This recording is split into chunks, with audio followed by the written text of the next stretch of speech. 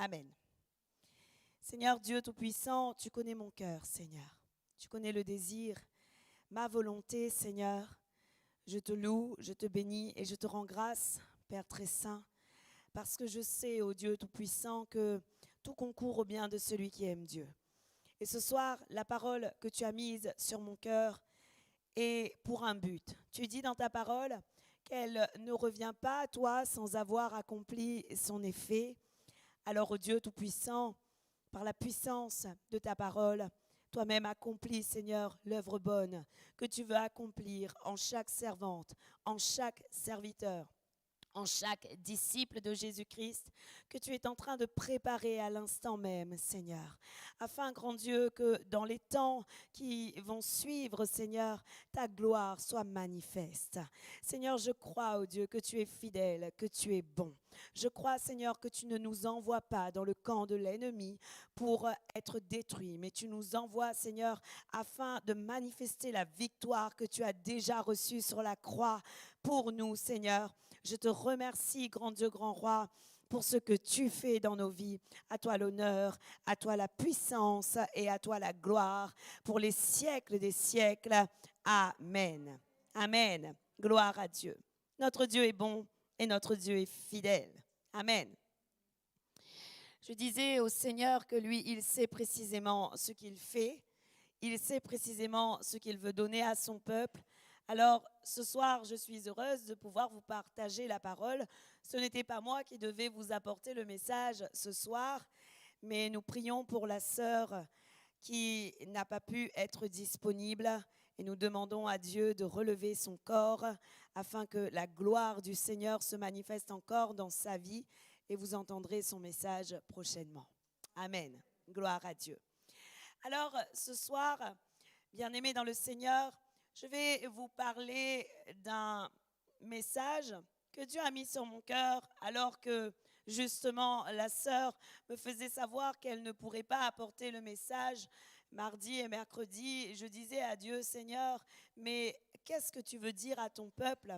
Parce que je ne savais pas que tu allais me confier le fardeau de la parole. Alors, je me suis assise devant le Seigneur et j'ai attendu ses instructions comme toujours. Et le Seigneur a parlé très fort à mon cœur dans un verset de la parole de Dieu. Et c'est ce que je vais, par la grâce de Dieu, vous expliquer. Le titre de mon message ce soir est « La complaisance négative ». La complaisance négative. Et nous allons tout de suite aller dans la parole de Dieu, dans Romains, le chapitre 15, le verset 1er au verset 3.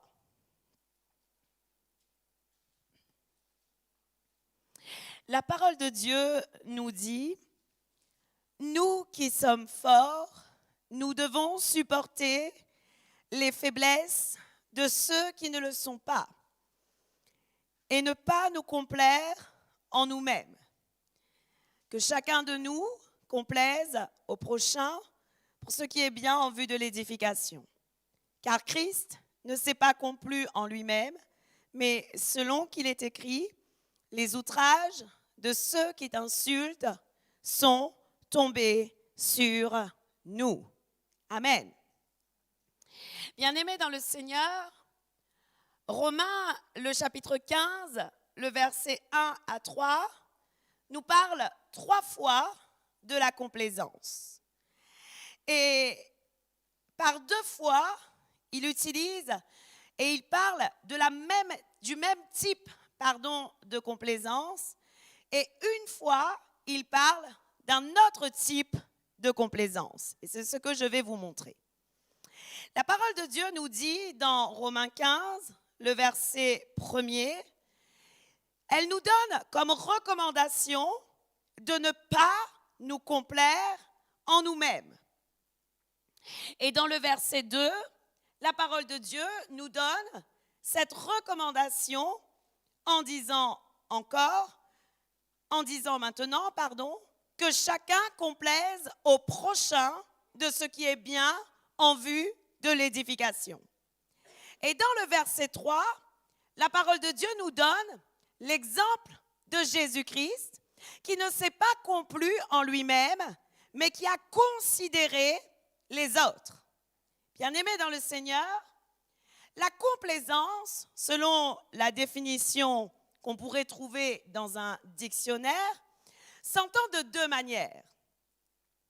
La première manière, c'est s'accommoder aux sentiments des autres pour lui plaire. La deuxième manière, la complaisance, c'est de chercher son contentement personnel. Et bien aimé dans le Seigneur, la complaisance, lorsque l'on cherche son contentement personnel par motif de vanité, ne plaît pas au Seigneur. La complaisance, c'est-à-dire chercher son contentement personnel, sa satisfaction personnelle par motif de vanité, ne plaît pas à Dieu. Et c'est pourquoi le verset 3 de Romains, le chapitre 15, nous donne l'exemple de Jésus-Christ. Et la parole de Dieu dit, Christ, lui, ne s'est pas complu en lui-même.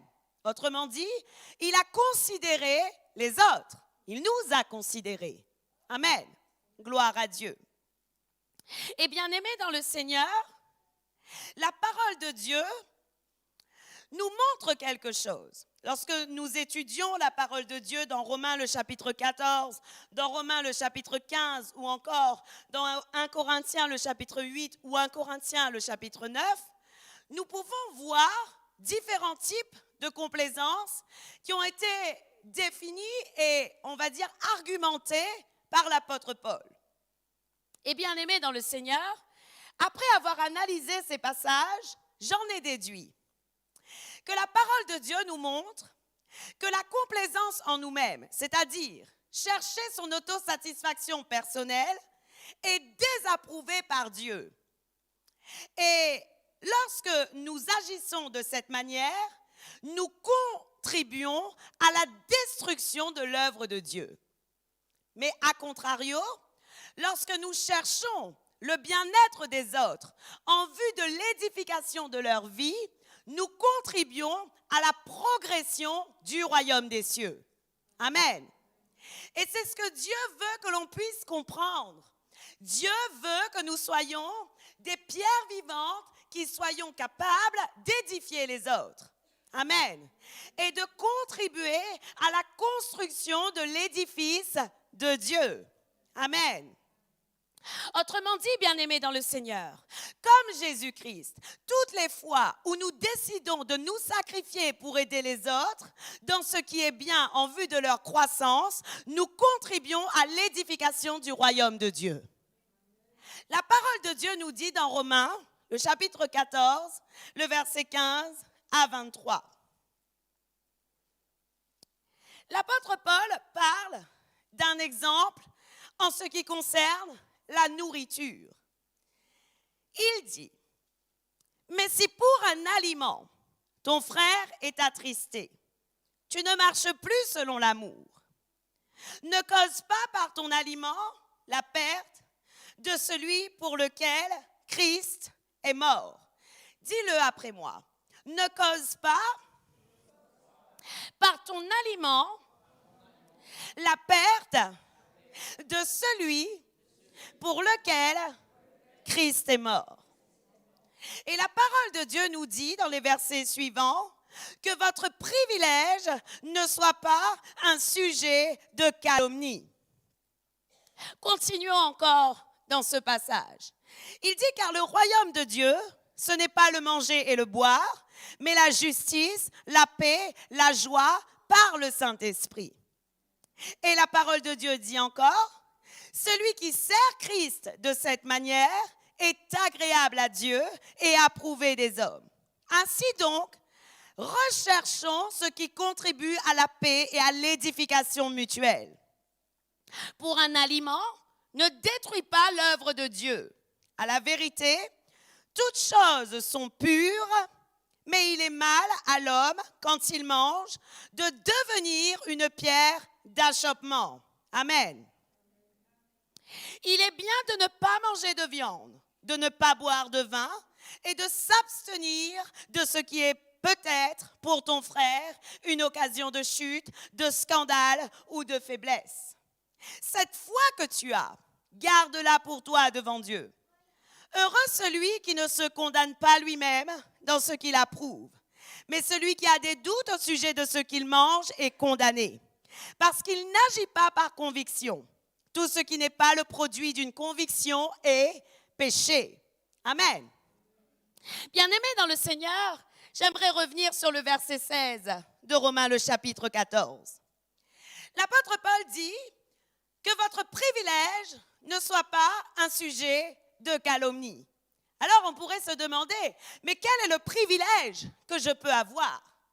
Bien-aimé dans le Seigneur, toutes les fois où tu as compris un sujet de la parole de Dieu et que ta conscience est devenue pure, tu as un privilège par rapport à celui qui ne l'a pas encore compris et que sa conscience n'a pas encore été purifiée.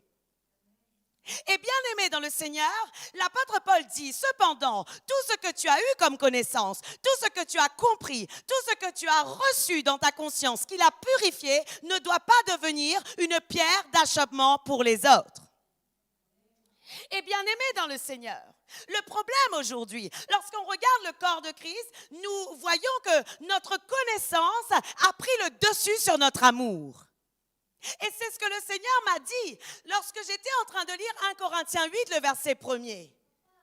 Vous voyez que avant de parler de la viande sacrifiée aux idoles, l'apôtre Paul parle de la connaissance. Et il dit dans 1 Corinthiens 8, le verset 1er, il parle pour ce qui concerne les viandes sacrifiées aux idoles, nous savons que nous avons tous la connaissance. Dans ma version à moi et dans ma Bible, tout à coup, il y a un petit tiré.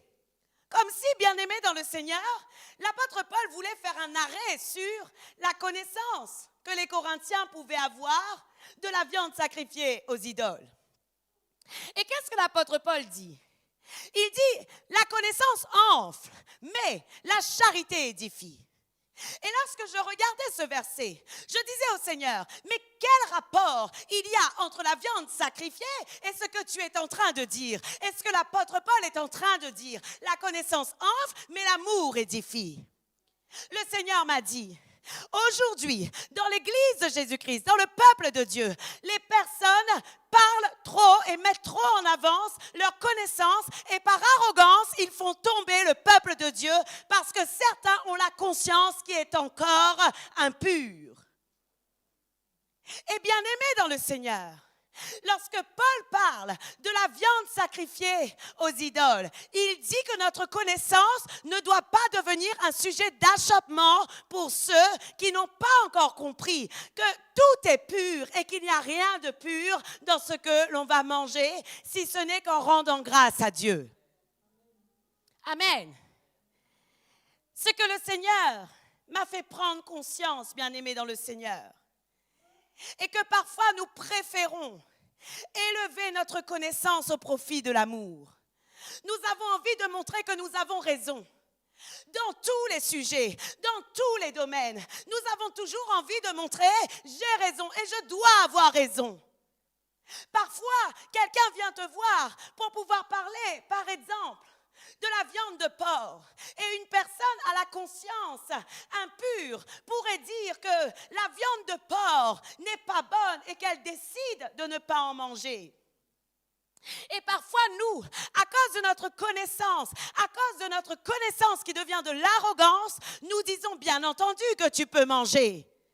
Et à ce moment-là, parce que l'autre n'est pas convaincu, mais qu'il mange quand même pour te faire plaisir, sa conscience en est souillée.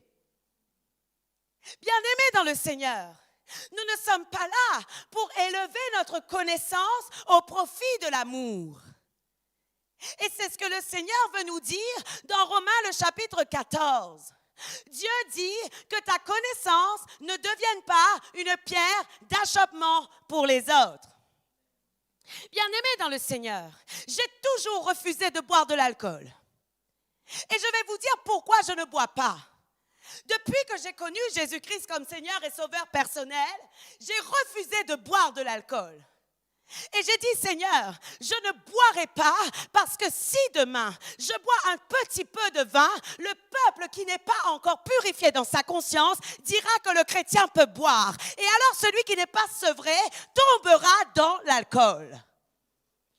Bien-aimés dans le Seigneur, savez-vous combien de chrétiens sont alcooliques? Alors que la parole de Dieu nous dit, et Dieu dit, ne soyez pas ivres de vin, soyez ivres du Saint-Esprit. Et parfois, lorsque nous prenons du vin, le meilleur vin qui existe, pour partager la Sainte Seine, nous devenons une pierre d'achoppement pour les autres. Parce que celui qui n'a pas encore eu sa conscience purifiée, il se dit en lui-même, nous pouvons alors boire. Et bien-aimé dans le Seigneur, lorsque tu invites une personne qui n'est pas sevrée à ta table et que ta connaissance le fait tomber, tu deviens une pierre d'achoppement pour lui. Et Dieu ne veut plus que nous soyons des pierres d'achoppement pour les hommes. Voyons ce que l'apôtre Paul dit dans 1 Corinthiens 8, le verset 9 au verset 13. Il dit, prenez garde. Et le mot prenez garde, en grec, est le mot skopéo. Et ce mot skopéo signifie regarder, observer, diriger votre attention, remarquer, fixer les yeux sur, être attentif. Prenez garde. Toutefois, que votre liberté ne devienne pas une pierre d'achoppement pour les faibles. Dites-le, que votre liberté ne devienne pas une pierre d'achoppement pour les faibles. Qui sont les faibles? Les faibles sont ceux qui n'ont pas la conscience purifiée. Les faibles sont ceux qui n'ont pas une conviction que tout est pur. Et bien-aimé dans le Seigneur, dans le verset suivant, il dit, « Car si quelqu'un te voit, toi qui as de la connaissance, assis à table dans un temple d'idoles, sa conscience à lui qui est faible ne le portera-t-elle pas à manger des viandes sacrifiées aux idoles? Et ainsi, le faible périra par ta connaissance, le frère par lequel Christ est mort. » Bien-aimés dans le Seigneur, dites-le, je ne veux pas être une pierre d'achoppement pour mes frères. Je refuse d'être une pierre d'achoppement pour mes frères. Parce que la parole de Dieu dit, et ainsi le faible périra par ta connaissance. Le frère par lequel Christ est mort. Bien-aimés dans le Seigneur, je connais des hommes de Dieu qui n'ont pas fait attention et le peuple de Dieu est tombé parce qu'ils ont vu le pasteur faire d'une certaine manière et ils se sont dit, mais moi aussi je ferai la même chose. Mais bien-aimés dans le Seigneur, parfois tu peux périr à cause d'une mauvaise chose qui est faite par quelqu'un d'autre parce que ta conscience à toi n'est pas pure. Et bien-aimés dans le Seigneur, l'apôtre Paul dit, en péchant contre les frères, et en blessant leur conscience faible, vous péchez contre Christ. Et la parole de Dieu dit ensuite, c'est pourquoi, si un aliment scandalise mon frère, je ne mangerai jamais de viande afin de ne pas scandaliser mon frère. Amen. L'apôtre Paul a de la complaisance pour ses frères. Il dit en lui-même, je ne mangerai jamais de viande, dites-le, jamais de viande. Ça ne veut pas dire que vous êtes en train de déclarer que vous ne mangerez pas de viande. Ce n'est pas ça du tout, bien-aimé dans le Seigneur. Répétez cependant ce que l'apôtre Paul est en train de dire. Lui, il dit, j'ai décidé de sacrifier ma vie pour les autres. Et il dit, je ne mangerai jamais de viande. Si cela scandalise mon frère. Amen. Autrement dit, bien-aimés dans le Seigneur, j'aimerais vous dire que certaines de nos pratiques, qui ne sont pas pour autant mauvaises pour nous, peuvent devenir, pour certains croyants, des ruines spirituelles. J'aimerais que l'on arrête de se dire, parce que j'ai plus de connaissances que les autres, parce que ma conscience est pure et parce que je ne me reproche rien, que je peux tout faire devant tout le monde. Bien-aimés dans le Seigneur, nous ne devons pas être des pierres d'achoppement pour les frères. Et nous ne savons pas qui est celui qui nous regarde. Et bien-aimés dans le Seigneur, je vous assure qu'il y a beaucoup de personnes qui regardent les témoins de Jésus-Christ. Ils nous regardent et ils nous observent. Et le Seigneur dit, malheur à celui qui fait tomber plus petit que soi. Il vaudrait mieux pour lui qu'il y ait plutôt, comment on appelle ça? Il dit dans Matthieu, on va aller le voir, une meule. Matthieu 18, le verset 6, il dit, il vaut mieux qu'il y ait une meule lourde accrochée à son cou et qu'on le jette dans les profondeurs de la mer. Amen. Gloire à Dieu. Bien-aimés dans le Seigneur, ce que le Seigneur a mis dans mon cœur pour nous, c'est que nous avons besoin que ce soit l'amour qui motive nos œuvres et non pas la connaissance. À partir de maintenant, nous avons besoin de faire un sacrifice personnel de soi-même. Un sacrifice personnel afin de considérer la conscience de celui qui est faible. Et de ne pas regarder forcément à notre connaissance personnelle. L'apôtre Paul dit dans 1 Corinthiens 9, le verset 19, il dit, bien que je sois libre à l'égard de tous, je me suis rendu le serviteur afin de gagner le plus grand nombre. Amen. Il dit, je me suis rendu le serviteur afin de gagner le plus grand nombre. Amen. Gloire à Dieu. Bien-aimés dans le Seigneur, j'aimerais vous dire ce que signifie se sacrifier soi-même. En réalité, se sacrifier soi-même signifie soumettre sa propre liberté à certaines limites et mettre de côté toute activité douteuse afin de ne pas offenser ou affaiblir les convictions sincères des autres chrétiens. Se sacrifier soi-même, c'est cela. C'est mettre des limites à sa propre liberté. Bien-aimés dans le Seigneur, savez-vous que Jésus-Christ lui-même a mis des limites à sa propre liberté? Il était le Fils de Dieu, mais ce n'est pas pour ça qu'il a agi comme le Fils de Dieu. Donc il a mis des limites à sa propre liberté. Et nous verrons tout à l'heure un exemple où le Seigneur Jésus a refusé de scandaliser le peuple de Dieu. Et alors, il disait dans sa parole, pour ne pas les scandaliser, va et fais-le. Bien-aimés dans le Seigneur, le contraire du sacrifice de soi consiste à préserver sa liberté, à s'engager dans une activité douteuse qui pourrait inciter les autres à les pratiquer à leurs dépens. Et bien-aimés dans le Seigneur, Dieu ne veut pas que nous soyons une pierre d'achoppement pour notre frère, parce que cela est un péché devant le Seigneur. La parole de Dieu nous dit, comment pourrais-tu faire tomber celui pour qui Jésus-Christ est mort? Bien-aimés dans le Seigneur, lorsque je vois les hommes, lorsque je vois les femmes, lorsque je vois ces personnes qui sont devant moi, je dis, Seigneur, c'est une âme qui t'appartient. Comment moi je pourrais leur faire tomber? Je ne veux pas être une pierre d'achoppement pour mon frère. Et bien-aimés dans le Seigneur, nous avons besoin d'avoir de la considération pour le besoin de l'autre. Nous avons besoin d'avoir de la considération pour la faiblesse de l'autre. Nous avons besoin d'avoir de la considération pour ce que l'autre présente devant Dieu. L'autre est comme nous une perle précieuse pour le Seigneur. Et la valeur de son âme est la même que la valeur de ton âme. De même que le Seigneur veut te sauver, de même Dieu veut sauver celui qu'il t'a confié. Amen. Bien-aimés dans le Seigneur, l'apôtre Paul dit, si pour un aliment je scandalise mon frère, je ne mangerai jamais de viande. Autrement dit, bien-aimés dans le Seigneur, parfois vous pourrez me dire, mais pasteur, c'est trop difficile de se priver de sa propre liberté. Comment pourrions-nous faire? Mais bien-aimés dans le Seigneur, lorsque nous servons le Seigneur, il faut limiter ses libertés. Tout est permis, mais tout n'est pas utile. Tout est permis, mais tout n'édifie pas. Amen.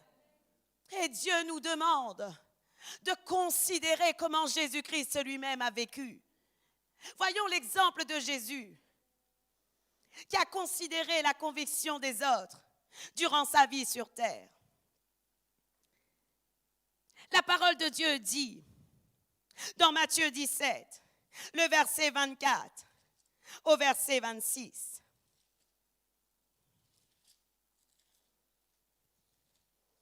Oh Seigneur. Il est écrit, lorsqu'ils arrivèrent à Capernaum, ceux qui percevaient les 2 drachmes s'adressèrent à Pierre et lui dirent, votre maître, ne paie-t-il pas les 2 drachmes? Dans le verset 25, il est dit, oui, dit-il. Et quand il fut entré dans la maison, Jésus le prévint et dit, que t'en semble, Simon? Les rois de la terre qui perçoivent, que perçoivent-ils? Des tribus? De qui perçoivent-ils des tribus ou des impôts? De leurs fils ou des étrangers? Dans le verset 26, il lui dit, des étrangers. Et Jésus lui répondit, les fils en sont donc exempts. Souvenez-vous, bien-aimés dans le Seigneur, que dimanche, nous avons pris l'exemple de cette parole pour parler de la différence entre la loi et la grâce. Et bien-aimés dans le Seigneur, Jésus-Christ a donc dit à Pierre que lui, il n'avait pas besoin de payer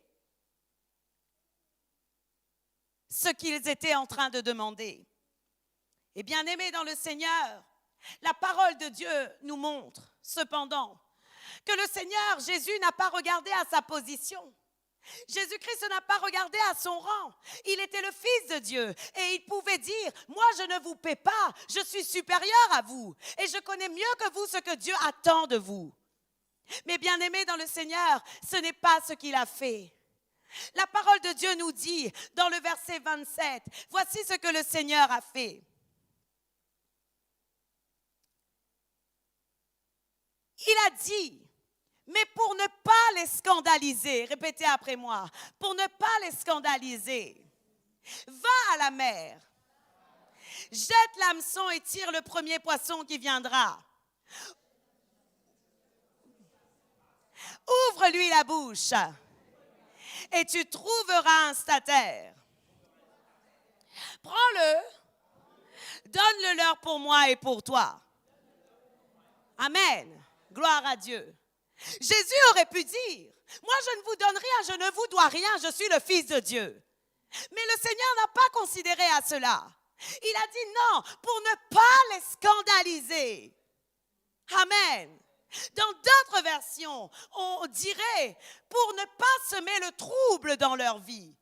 Et dans une autre version encore, il est dit pour ne pas offenser ces gens.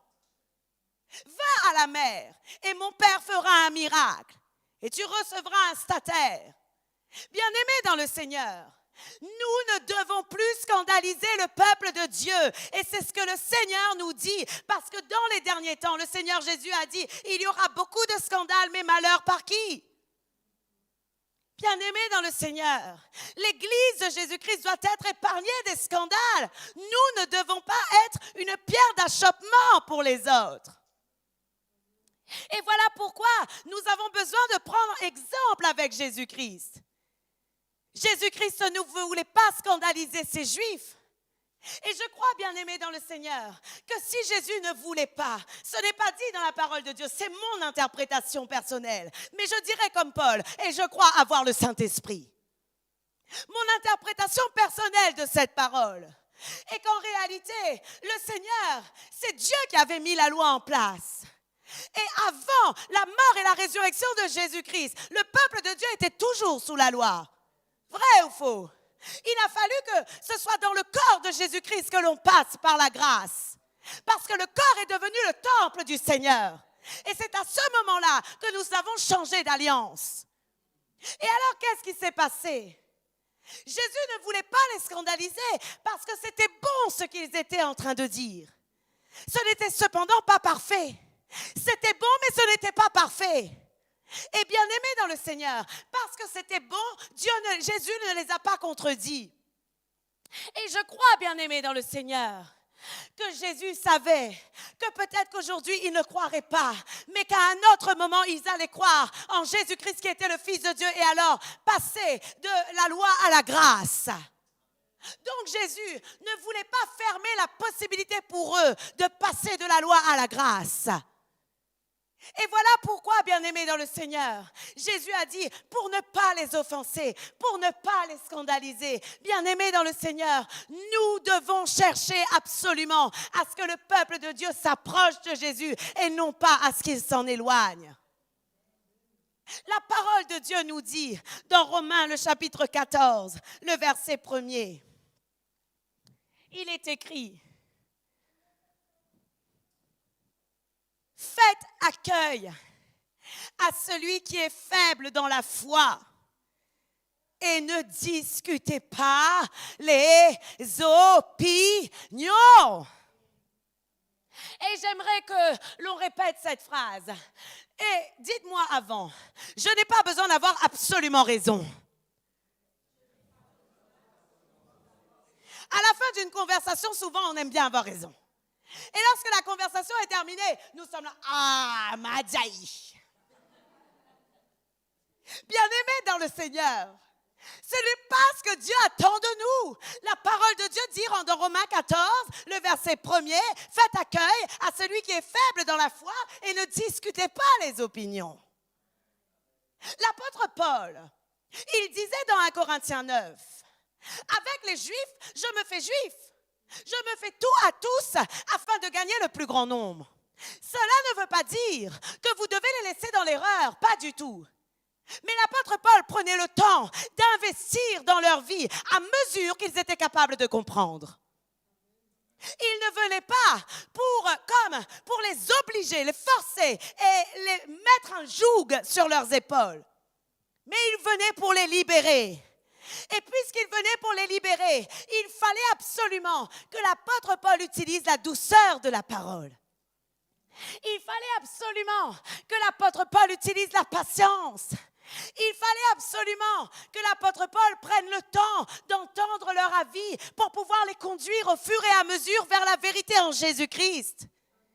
Et bien aimés dans le Seigneur, c'est ce que le Seigneur attend de chacun de nous. Cela ne veut pas dire laisse l'autre dans l'erreur. Non, mais au fur et à mesure, agis dans sa vie afin qu'au fur et à mesure, dans la patience, il puisse recevoir la pleine conviction de ce que tu es en train de lui dire. Et avoir à partir de là une conscience purifiée. La parole de Dieu nous dit encore dans Philippiens le chapitre 2, le verset 3. Je vais vous lire d'abord la version qui est inscrite sur le tableau. Il est dit, ne faites rien par esprit de parti ou par vaine gloire, mais que l'humilité vous fasse regarder les autres comme étant au-dessus de vous-même. J'aimerais vous lire la version amplifiée. La parole de Dieu dit, ne faites rien par égoïsme ou par vanité vide, pour des motifs de conflit, mais avec une attitude d'humilité, sans arrogance. Considérez les autres comme plus importants que vous. Amen. Lorsque la parole de Dieu dit considérez les autres, la parole de Dieu parle d'un sens où nous cherchons absolument de préserver la vie de l'autre en Jésus-Christ et ce qui est bien pour lui en vue de son édification. Nous avons besoin de chercher absolument ce qui est bien pour l'autre en vue de son édification. Amen. Et bien aimés dans le Seigneur, même si nous n'avons rien à recevoir, même si nous n'avons rien à y gagner, nous avons besoin de considérer simplement le progrès de l'Évangile. Ce que Dieu nous demande aujourd'hui, ce n'est pas que nous avons raison, ce n'est pas de prouver absolument que nous avons une grande connaissance, mais c'est que nous soyons fixés sur le progrès de l'Évangile et le salut des âmes pour son royaume. Amen. Bien-aimés dans le Seigneur, je crois que ce que le Seigneur veut de chacun de nous, c'est que nous puissions mettre en avant l'amour. En avant l'amour et par amour, à cause de l'amour que Dieu a eu pour ce peuple, nous devons absolument chercher à les préserver. Par amour, nous devons veiller sur chacune des brebis. Par amour, nous devons absolument les préserver afin qu'ils s'approchent de plus en plus du Seigneur. Et non pas faire toutes choses pour qu'ils s'en éloignent. Bien-aimés dans le Seigneur, il y a certaines libertés que je ne me permets plus. Parce que par amour, je me dis, Seigneur, non, je ne peux pas faire cela, parce que sinon je serais une pierre d'achoppement pour d'autres. Je prends un exemple. Il y a parfois certains cantiques que nous aimerions prendre, mais ces cantiques ne sont pas en langue française. Des personnes pourraient ne pas avoir la conviction personnelle que ce cantique sert à glorifier Dieu, à élever Dieu. Et certains pourraient considérer même que ce cantique appelle autre chose que la gloire de Dieu. Bien-aimés dans le Seigneur, si moi je prends ce cantique sans considérer la vie de celui qui m'a parlé, je deviens une pierre d'achoppement pour lui. Pourquoi? Je prends l'exemple de la Shekinah. Certains croient que la Shekinah, c'est la gloire de Dieu.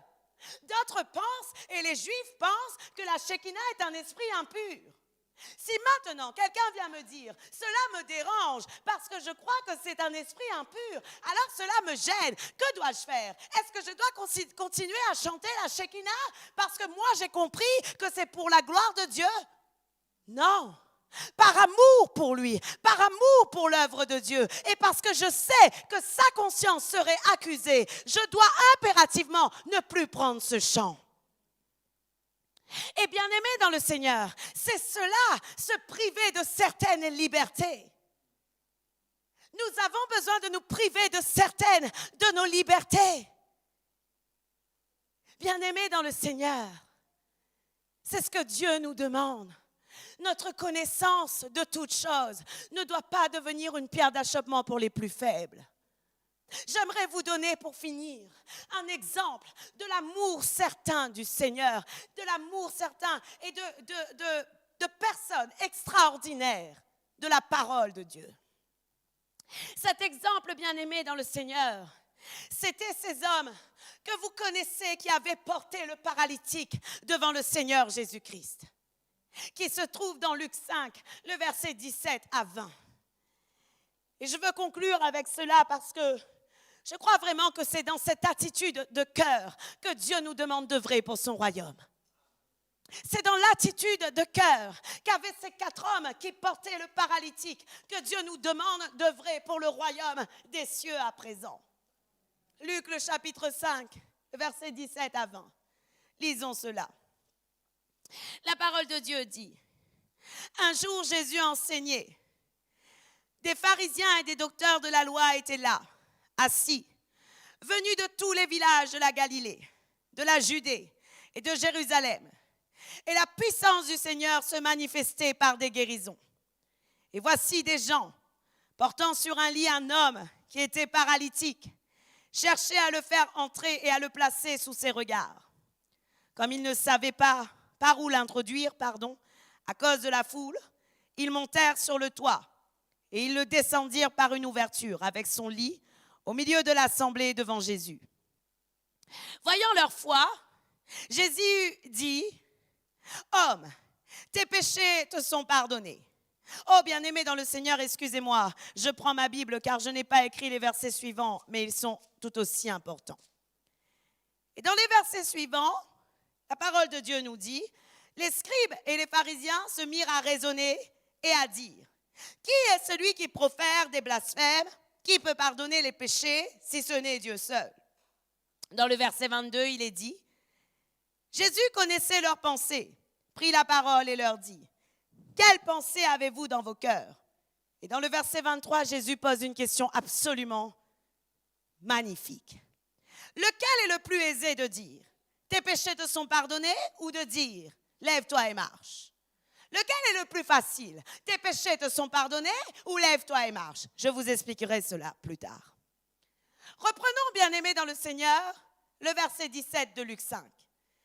La parole de Dieu nous dit qu'il y avait des pharisiens, des docteurs de la loi, ils étaient assis là, ils étaient venus de tout le village de la Galilée et que la puissance de Dieu se manifestait. Lorsqu'on fait le parallèle avec un autre évangile qui parle de la même histoire, Marc, le chapitre 2, le verset 2, la parole de Dieu nous explique en plus qu'il y avait beaucoup de personnes, la parole de Dieu dit que l'espace devant la porte ne pouvait plus contenir personne. Autrement dit, la porte était bloquée. Et il s'assembla un si grand nombre de personnes que l'espace devant la porte ne pouvait plus les contenir. Il leur annonçait la parole. Amen. Dans Luc 5, le verset 18, nous allons mettre en rapport les deux évangiles. Luc 5, le verset 18 nous dit qu'il y avait des gens portant sur un lit un homme qui était paralytique. Ils cherchaient à le faire entrer et à le placer sous ses regards. Dans ce passage, nous croyons que les gens, ce sont les 4 hommes qui portaient le brancard. Oui ou non?